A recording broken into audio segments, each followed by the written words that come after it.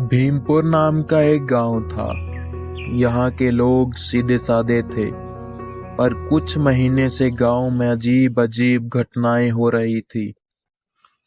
रात को जंगल से अजीब अजीब डरावनी सी आवाजें आती, पशु गायब हो जाते और बच्चों को सपने में एक काले निकाब वाला तांत्रिक दिखाई देता।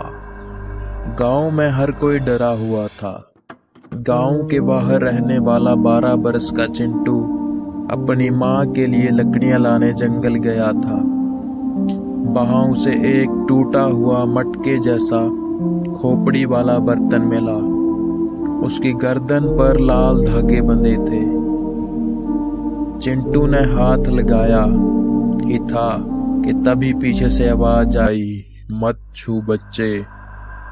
एक काली परछाई उसके पीछे खड़ी थी। वो परछाई धीरे धीरे इंसानी आकार में बदलने लगी। तांत्रिक काले राक्ष। उसकी आंखें लाल थी, हाथ में त्रिशूल और शरीर में काला धुआं घूमता हुआ। कालेनाथ ने कहा, जो ये मटका उठाएगा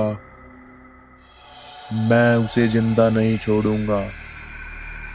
चिंटू डर के मारे भागा और घर पहुंचा। अगले कुछ दिनों में गांव की हवाएं भारी होने लगी। कभी कभी रात को घरों की दीवारों पर किसी नाखून के निशान दिखाई देते। एक दिन चिंटू की मां ने कहा, बेटे, हनुमान चालीसा पढ़ाकर महाबली की शक्ति से बढ़कर कोई शक्ति नहीं। चिंटू रोज रात को हनुमान चालीसा पढ़ा करता।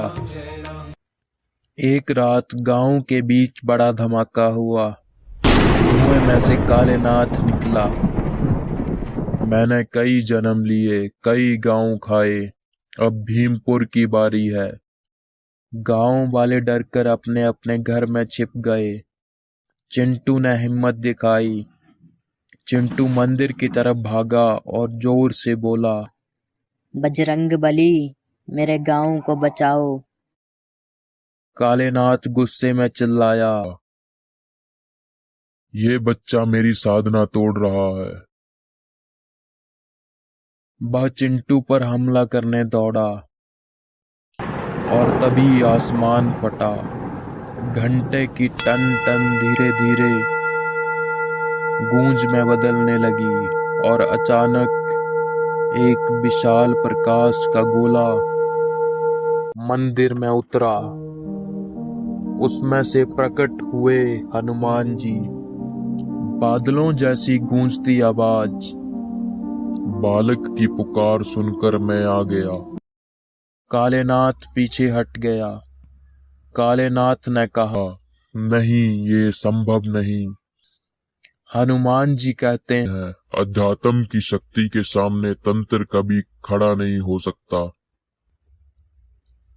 कालेनाथ ने काले जीवों को हनुमान जी पर छोड़ दिया, लेकिन हनुमान जी ने अपने गदा के प्रहार से उन्हें राख में बदल दिया।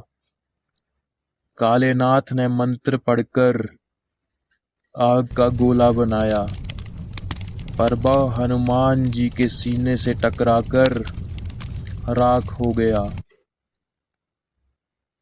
हनुमान जी ने अपना गदा तांत्रिक की तरफ फेंका। जय श्री राम। गदा कालेनाथ पर पड़ी और कालेनाथ धुएं में बदल गया। जंगल शांत हो गया, गांव में उजाला फैल गया। हनुमान जी ने चिंटू को एक शक्ति दी। हनुमान जी ने कहा, जहाँ भक्ति है वहाँ भय नहीं।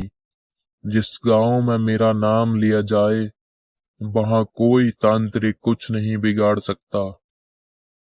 चिंटू ने जय श्री राम का नारा लगाया। गांव वाले बाहर आए और झुककर हनुमान जी को प्रणाम किया।